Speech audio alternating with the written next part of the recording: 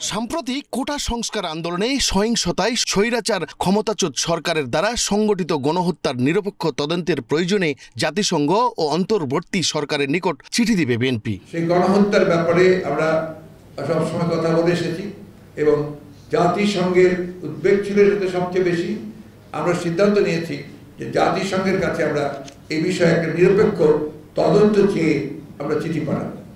সংবাদ সম্মেলনে বিএনপির মহাসচিব মির্জা ফখরুল ইসলাম আলমগীর এই তথ্য জানিয়ে বলেন, সাম্প্রতিক সময়ে দেশব্যাপী যেসব সংঘর্ষ হচ্ছে তাতে বিএনপি কোনোভাবেই জড়িত নয়। এই ধরনের কোনো ঘটনার সঙ্গে বিএনপি তো জড়িত নয়।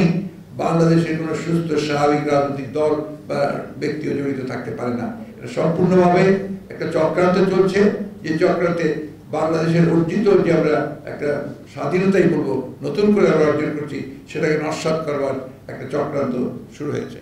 এ সময় তিনি আরো বলেন, প্রধান বিচারপতি সহ অন্যান্য বিচারপতিদের পদত্যাগ এই মুহূর্তে গণতন্ত্রের জন্য ইতিবাচক।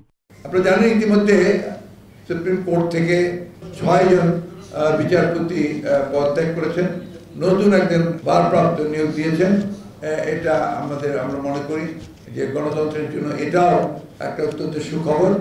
সংখ্যালঘুদের নিয়ে কিছু গণমাধ্যম বিভ্রান্তিমূলক সংবাদ প্রচার করছে এমন অভিযোগ করে সংবাদ সম্মেলনে এরও নিন্দা জানান মির্জা ফখরুল।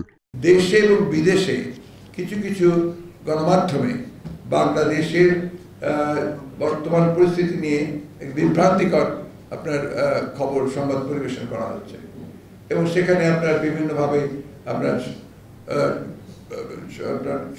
সংখ্যালঘু সম্প্রদায়ের উপরে আক্রমণ, জনগণের আপনার আইন শৃঙ্খলা পরিস্থিতির অবনতি, এই সমস্ত বিষয়গুলো তুলে ধরছে, যা আমরা মনে করি যে একেবারেই সঠিক নয়। মন্ডলের নাম, এশিয়ান টেলিভিশন, ঢাকা।